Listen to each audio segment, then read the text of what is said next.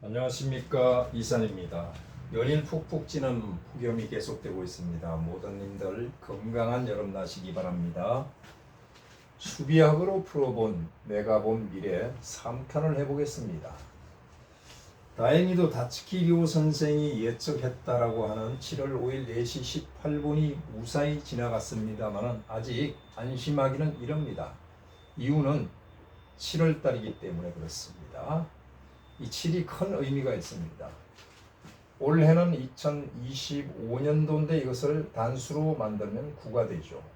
일본의 주파수가 9이고 도쿄가 9이고 후지산이 9입니다.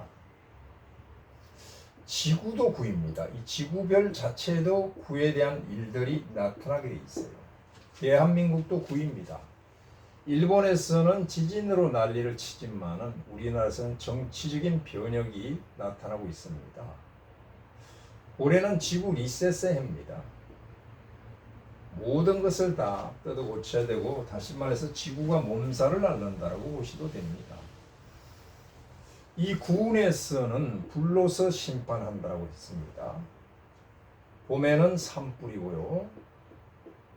여름에는 지금처럼 폭염이고,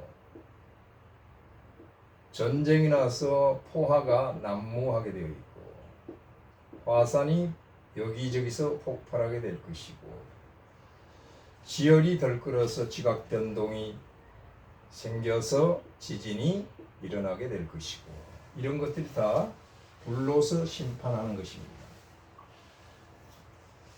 자, 2025년도에는 9가 짙게 깔려 있습니다.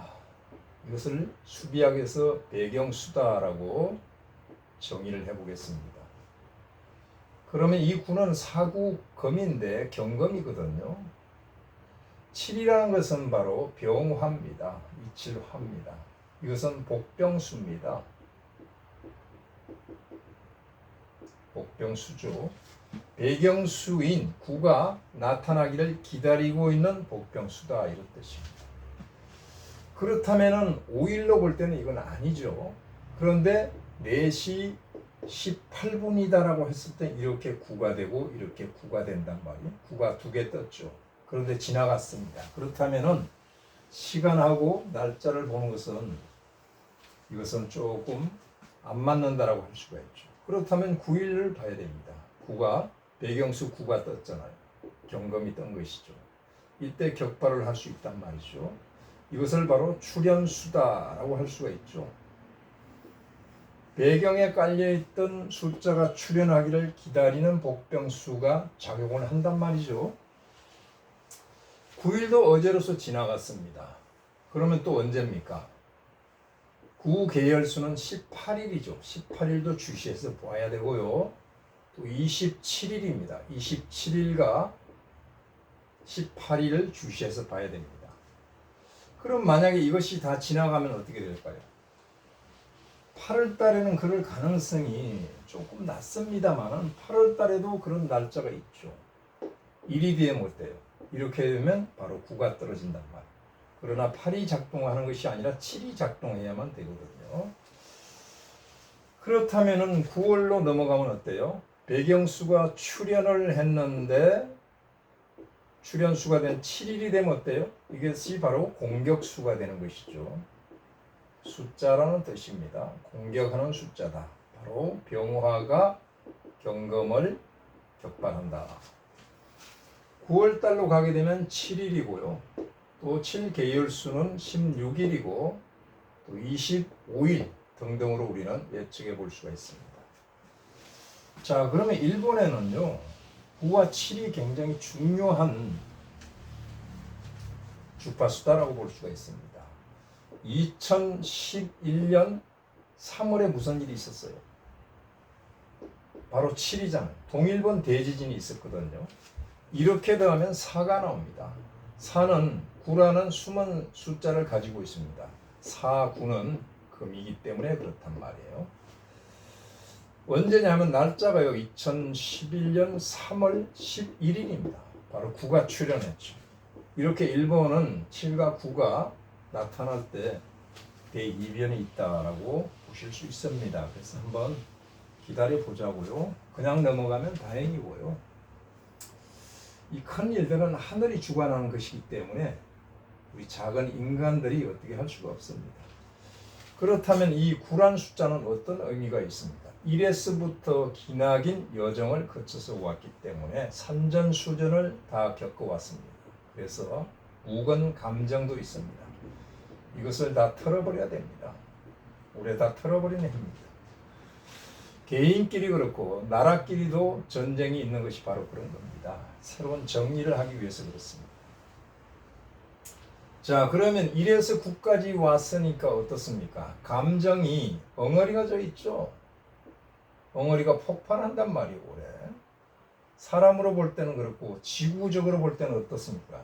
지구 내면에서 열이 덜끓어서 지각들이 상호간에 왜곡이 되면서 그 엉축된 에너지가 팽창을 하고 필연적으로 폭발을 하게 될 것입니다. 폭발하는 것은 바로 재난이죠. 전쟁도 마찬가지입니다. 재난을 수습하고 나면 커다란 변화가 있습니다. 삼박자로 볼 수가 있죠.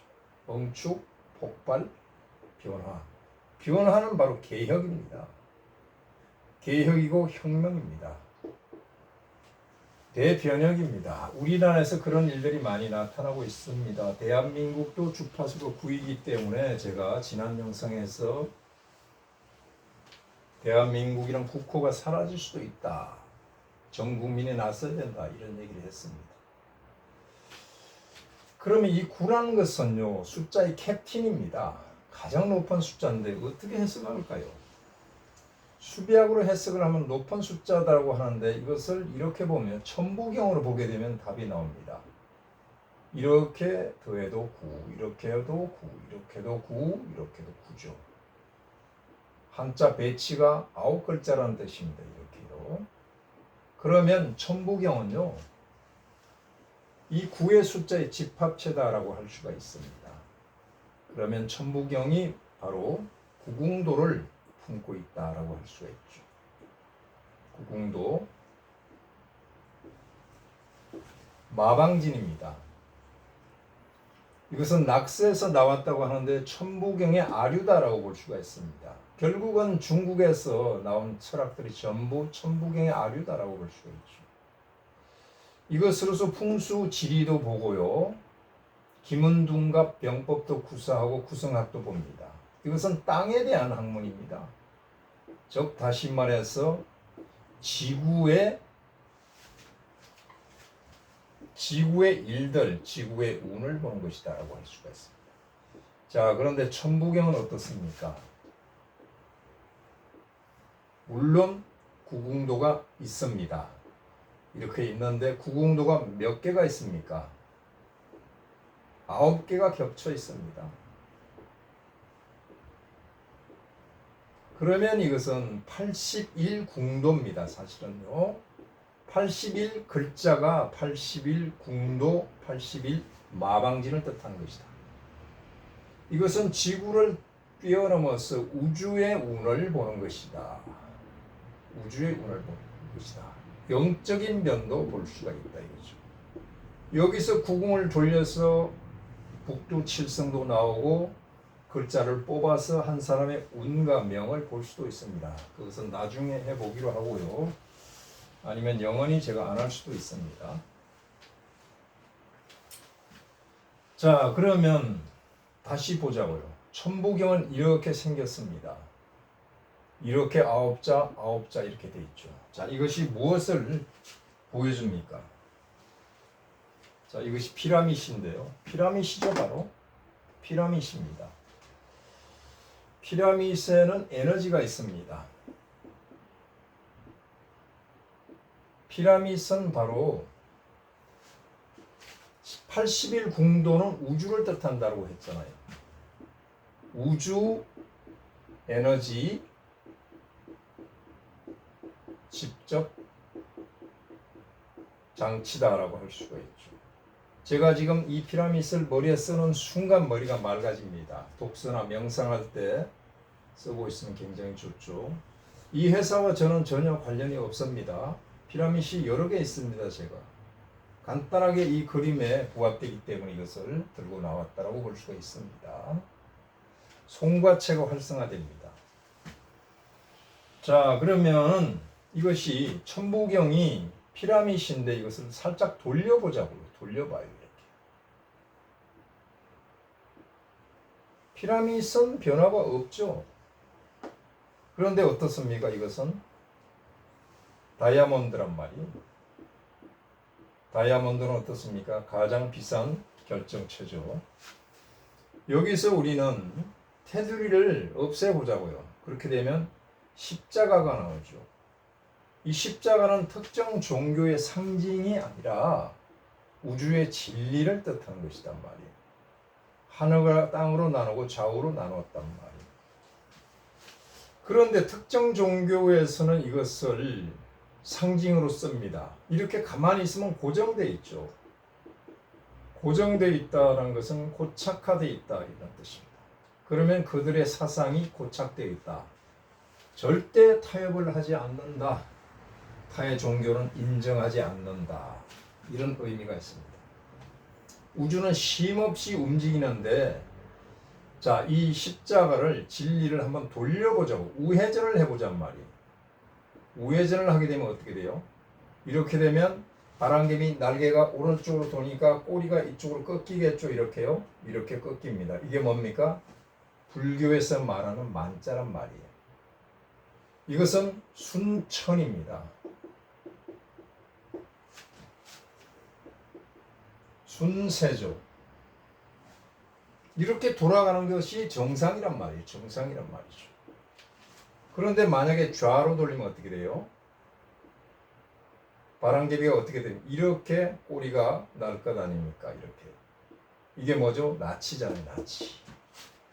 자, 이것과 이것의 차이는 분명히 있습니다. 좌이냐 우이냐 좌파냐 우파냐 이런 뜻입니다. 이것은 역천이죠. 역천. 즉 역세를 하고 있단 말이에요. 그러면 나치가 성공할까요? 일시적으로 성공합니다. 따라서 좌파들은 일시적으로 성공하는 것 같아도 결국은 바람개비는 오른쪽으로 돌게 되어 있습니다. 순천하게 되어 있습니다. 이게 하늘의 뜻입니다. 자, 그러면 이것을 보잔 말이에요. 이것은 불교의 상징이죠. 불교가 순리적인 종교다라고 할 수가 있습니다. 탈을 수용할 수 있는 그릇이 되잖아요. 이렇게 돌면 절대로 탈을 수용하지 못합니다. 그러면 태극도를 보잔 말이에요. 태극도가 이렇게 돌잖아요. 이렇게. 여기가 눈이고 이렇게 돈단 말이에요. 한 바퀴 더 돌려보죠. 이렇게. 이게 바로 만자잖아요. 우주를 상징하는 것입니다. 그런데 우리나라 태극기는 어떻게 돼 있어요? 반대로 돼 있습니다. 이거 큰일이죠. 이거 보통 큰일이 아니에요. 역세로 돌아가고 있잖아요. 역세로. 역천을 하고 있습니다. 그래서 역적들이 많이 나오는 것입니다. 하루빨리 고쳐야 돼요. 자, 그러면 피라밋을 한번 다시 더 보자고요. 자, 피라밋을 이렇게 보면 어떻게 돼요? 삼각형이 나오죠?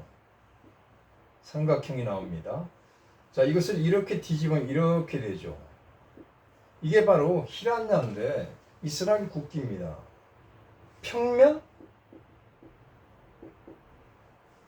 평면 피라밋입니다. 평면 피라밋. 자, 사방에서 에너지가 직결되게 돼 있죠. 여기로 모입니다. 그래서 에너지가 강하죠.